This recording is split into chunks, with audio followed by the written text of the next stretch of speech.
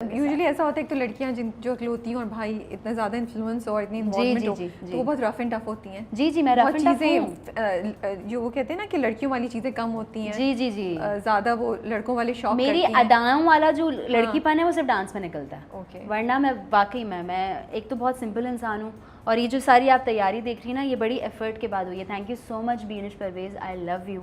उनको मैंने फ़ोन किया, मैंने कहा तैयार होना है आ जाओ, तो वो मुझे पकड़ वो उनका भी यही होता है कि तुम्हारे अंदर एक लौंडा है, एक लड़का है तुम्हारे अंदर। मैं कहूँ मैं क्या करूँ, मैं एक तो बहुत सिंपल इंसान हूँ और है तो मैं बहुत ज़्यादा बनने ठनने। ये भी होता है ना भाई सीरियसली नहीं लेते और हर बात पे वो टांग खींचते हैं, हर बात पे। ये होता था आपके साथ? जी बिल्कुल होता है। ओहो कोई किस्सा सुनाई ना आपसे, ये तो मजे के किस्से होंगे आपके साथ। बहुत सारे हैं। कोई शरारत के भाइयों ने पकड़ लिया और भाइयों ने कुछ किया हो, या आपने भाइयों को, कभी कभी बहनें भी जो होती है ना भाइयों से बदला लेती हैं। भाइयों को तो भाइयों के जितने सीक्रेट्स हैं बचपन से लेके आज तक वो सारे मेरे पास हैं। आप हेल्प भी करती होंगी इसकी, उससे कहानी चलानी है, इसका उससे मैसेज और सब कुछ। बहुत मैसेंजर रही हूँ मैं ना। तो। कितनी दफा आपको यूज किया ये वाली लड़की से दोस्ती करो जाके। इतना यूज मैं बता रही हूँ, तीनों ने इतना यूज किया है।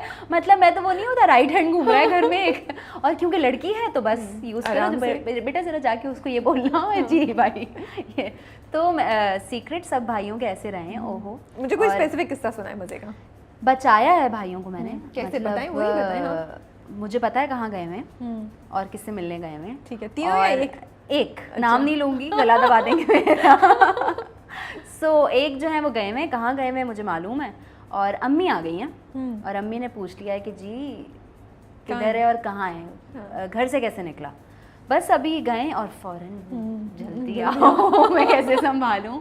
सो इस किस्म के मल्टीपल किस्से हो चुके हैं जहाँ पे मैंने मैसेंजर बन के ही एज ऑलवेज बचाया है और वापस अम्मी के सामने। और अम्मी क्योंकि बहुत स्ट्रिक्ट थी और आज भी हैं, लेकिन ज़ाहिर है वो लेवल नहीं है स्ट्रिक्टनेस का, और this is the reason why we are here. और इस तरह से अल्हम्दुलिल्लाह, अल्लाह का शुक्र है, अच्छे सिटीजन बड़े किए हैं उन्होंने। सो अम्मी बहुत स्ट्रिक्ट थी तो उनसे हमें डर आज भी बहुत लगता है और उस वक्त भी बहुत लगता था। तो बचाया है भाइयों को, मतलब बुरी सिचुएशन से। और अगर पकड़े भी गए ना तो बीच में आ गई हूँ कि हमें नहीं मारे। आप तो बहुत ही मजे की प्यारी बहन है भाई। मुझे आप पे वो आ रहा है, प्यार आ रहा है, तो भाइयों का तो बहुत होता होगा। भाइयों का बहुत। तो शादी पे रोए थे तीनों भाई? कौन सबसे ज्यादा रोया था? तीनों भाई बहुत रोए थे और अलग अलग पैटर्न्स में रोए थे। अच्छा। मतलब कमरे से दुल्हन बन के निकल रही हूँ तो जो यूके वाले भाई हैं ईमान, वो धाड़े मार के रो रहे हैं ना देख के। और फैजान भाई जिन्होंने पहले दिन से अपने आप को जब्त किया हुआ ना कि मैं नहीं रोऊंगा, और मैं देख रही हूँ कि सब रो रहे हैं, ये क्यों नहीं रो रहे। फैजान भाई से ज़रा सी ज़्यादा अंडरस्टैंडिंग इसलिए है क्योंकि हमारी सेम फील्ड है और he has helped me throughout from starting my career till date. आज भी तस्वीर खींच के भेजे फैजान भाई कैसी लग रही है, उनका फैब लग रही हो जाओ। सो फैजान भाई से एक अलग कनेक्शन है।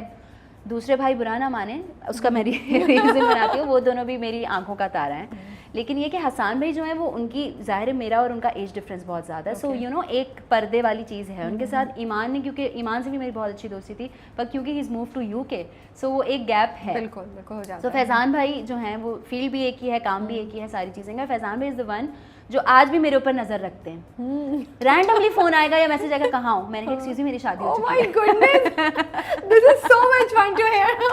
एक्सक्यूज मी मेरी शादी हो चुकी है, अब आप नहीं पूछेंगे मुझसे कहाँ मैं कहीं भी हूँ। सो यू नो उनका पोजेसिव होने का लेवल ये है। मुझे ना लेकिन फैजान भाई इज द वन जो जिनसे मैं कुछ भी बोल सकती हूँ। मतलब अगर किसी शादी से पहले की अगर बात करूं, अगर मुझे किसी के बारे में डिस्कस करना है, सो ही इज़ द वन जिसको मुझे पता है जिनके पास मुझे जाना है और जिनके बारे में मुझे बात करनी है। सो हर किस्म का रिलेशनशिप है माशाल्लाह उनके साथ। अच्छा, तो फिर फैजान भाई कब रोए थे और वो तीसरे वाले कब रोए थे? बड़े वाले भाई तो शुरू में अलग अलग आंखें लाल, इधर जा रहे हैं फिर रो रहे हैं, उधर जा रहे हैं, ये वाला सीन था। ईमान का मुझे बहुत अच्छी तरह से याद है। मैं निकली थी बाहर ब्राइडल रूम से हॉल में जाने के लिए, सो वो रोना शुरू हो गए थे। और जब ईमान ने सरप्राइज़ दिया था मुझे मेरी शादी में, पहले बोला था मैं नहीं आ रहा, और फैजान भाई उससे मिले हुए थे, मैं नहीं आ रहा। मैंने कहा सही मेरी शादी, एक ही बहन हो तुम्हारी, मत आओ। सो ये वाली बात थी। तो फैजान मैंने कहा उसको थोड़ा सा रिलैक्स करो, वो बहुत टेंशन में बेचारा, वो नहीं आ पा रहा शादी में। सब मिले हुए थे आपस में। एक दिन रैंडमली घर की लाइट जाती है और घर की लाइट वापस आती है। आप चेक करें ना ड्रामेटिक स्टाइल, नीचे जाके लाइट बन गई, सब ड्रामा है। नीचे जाके लाइट बन गई, ईमान और मेरी भाभी जो है रिजा, उनको इंटर करवाया, फिर वापस लाइट खोली। तो जब लाइट खोली तो दोनों सामने खड़े हैं। तो वो मोमेंट ऐसा था, उधर हम गले लग के ऐसा रोए हैं सारे, ऐसा रोए हैं उफ। और फैजान भाई जब मैं स्टेज पे पहुंच गई हूँ, एंट्री मेरी हुई है, स्टेज पे पहुंच के मैंने मुड़ के देखा, एक आदमी उनकी तस्वीर भी एक ना यूँ आंसू साफ करते हुए और रोते हुए एक पूरी पिक्चर है। आई विश वो मैं शेयर कर पाऊँ मेरे पास अगर निकले। Please send it if Faizan is okay for us to share it. हाँ वो उनको मसला है, बस फिर आप भेजिएगा। सो वो जो, और रुखसती पे ऑब्वियसली, रुखसती पे तो सब बहुत रोए थे। तो वो वाला डायलॉग दिया था भाइयों ने, अगर हमारी बहन के साथ कुछ किया तो हम तुम्हारी टांगे तोड़ देंगे। वो तो मुसलसल रेहान को तो आज ही मिल रहा था डायलॉग। ईमान वहाँ से बोल रहा था, मैं बता रहा हूँ तंग मत करना है, मैं बता रहा हूँ अच्छा नहीं होगा, 3 भाई हैं सोच लो। और आप धमकियाँ आप कह रही हो कि रहने दो, बड़ी मुश्किल से मिला, एक भाग जाएगा, मत दो ये धमकियाँ। सपोर्ट कर रहा है, सपोर्ट कर रहा है, चुप रहो। सो माशाल्लाह इन सब का रिलेशनशिप भी, रेहान और मेरे तीनों भाई सबका रिलेशनशिप बहुत अच्छा है और ये सब क्रिकेट पे कनेक्ट करते हैं। शुक्र है मैंने ऐसे इंसान से शादी की जिसको क्रिकेट का इनसे भी ज़्यादा शौक है। सो क्रिकेट पे इनकी बॉन्डिंग बहुत अच्छी है। हमेशा से मैंने क्रिकेट देखा है ज़िंदगी में, और हमेशा इस लेवल की क्रिकेट देखी है अपने भाइयों में कि मैं तंग आ जाती हूँ कि आपको कितनी क्रिकेट खेलनी है यार।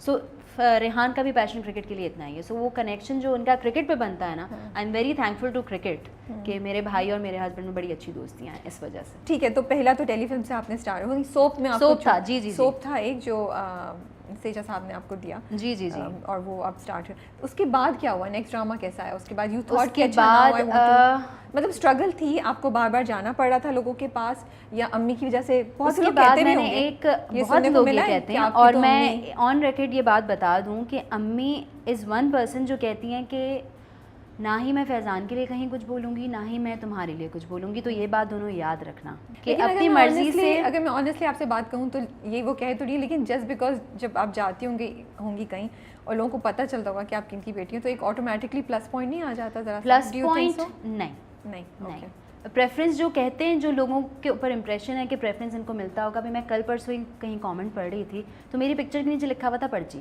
और 2-3 लोगों ने लिखा हुआ था पर्ची पे आइए, पर्ची पे आइए, पर्ची पे आइए। तो मुझे यही था कि यार कहना और लिख देना बहुत आसान होता है, आपको पता नहीं होता। अगर पर्ची लगनी ही होती तो किसी बड़े चैनल पे लीड कैरेक्टर के लिए भी लग सकती थी। तो आप मेरी जर्नी देख लें, मैंने सारे हमेशा सपोर्टिंग कैरेक्टर्स किए हैं। सो अगर पर्ची लगानी होती तो मैं लीड कैरेक्टर के लिए it's a slow process, it's a slow process, और आप उस प्रोसेस में जितना सीखने हैं आप पर्ची बन के वो नहीं सीख सकते।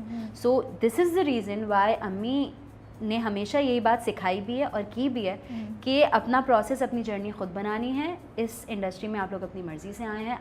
क्योंकि मैं इस इंडस्ट्री में पहले से हूँ तो ये मत समझिएगा कि मैं आप लोगों की किसी भी किस्म की पर्ची लगाऊंगी या मैं कहीं सिफारिश करूँगी। सो आपने अपनी जर्नी और अपनी स्ट्रगल खुद बनानी है, और हम वही कर रहे हैं। आप फैज़ान भाई की जर्नी भी फॉलो कर सकते हैं। मेरी जर्नी में अगर पर्चियाँ लगनी होती तो वो कहीं और लीड पे आ रहे होते, हीरो बने हुए होते, मैं कहीं और लीड पे हीरोइन बनी हुई होती। सो ये मैं क्लैरिफाई कर दूँ। तो क्या स्ट्रगल क्या रहा है आपका, चैलेंज क्या था जब आप रोल्स ढूंढ रही थी? उस सोप के बाद आसानी से मिल गया दूसरा रोल या थोड़ा टाइम? मुझे आसानी से मिल गया था। आपने जो फेस बीच में थोड़ा सा डिप आया था, ठीक है, वो पूरी इंडस्ट्री का डिप था। और वो इस तरह से था कि काम बहुत स्लो हो गया था, लेकिन उसमें भी मैं 2 प्रोजेक्ट्स कर रही थी, भड़ास और घमंडी साइमल्टेनियसली मैं कर रही थी। तो वो टाइम था जब बिल्कुल कोविड की वजह से डिप आ गया था बहुत बड़ा। सो मैंने मेरा आंगन किया आई ड्रीम के साथ। उसके फ़ौरन बाद मुझे गोल्ड ब्रिज मीडिया से एक ऑफ़र हुआ जो बी गुल ने लिखा था, जन्नत के नाम से। वो A+ पे चला था और वो रमज़ान स्पेशल प्ले था। फिर बी गुल ने उन्होंने मेरी परफॉर्मेंस आई थिंक जन्नत में देखी, तो उनका एक और ड्रामा चल रहा था बोल के ऊपर, शुरू होना था उस वक्त। बोल नया नया स्टार्ट हुआ था दिलारा के नाम से। सो बी गुल ने कहा कि मुझे ये बच्ची चाहिए इस कैरेक्टर के लिए। उस कैरेक्टर का नाम था छोटी। सो मैंने वो किया, वो बीगुल थी, और बीगुल के साथ खालिद अहमद साहब डायरेक्टर थे और समीना अहमद जी थी उसमें, और किंजा रज़ाक उससे इंट्रोड्यूस हुई थी। सो वो किया। उसके फ़ौरन बाद बैक टू बैक चेन बनती चली गई लोगों के थ्रू। जैसे जन्नत में उन्होंने मुझे देखा, जन्नत भी उन्होंने लिखा था तो उन्होंने मुझे रेफ़र किया इधर। सो इस तरह होता चला गया and today here I am. आपकी एक्सपेक्टेशन थी राबिया कि मुझे बहुत जल्दी लीड रोल मिल जाएगा या पैरेलल लीड मिल जाएगा? बिल्कुल बिल्कुल थी। और मुझे यही हुआ कि क्योंकि हमेशा से इस इंडस्ट्री में सेट्स पे मैं बड़ी हुई हूँ, मैंने इन सब लोगों को अपने सामने देखा है, और बहुत सारे लोगों को मैं जानती हूँ बहुत बचपन से, और बहुत सारे लोग मुझे जानते हैं बचपन से।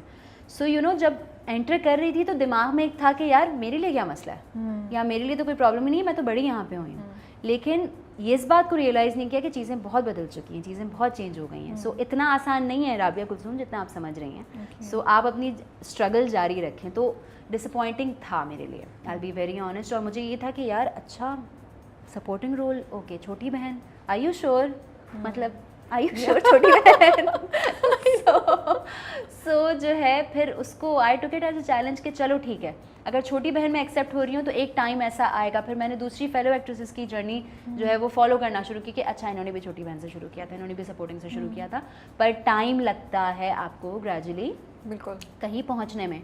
और वो प्रोसेस बहुत ज़रूरी होता है क्योंकि उसमें आप बहुत कुछ सीखते हैं।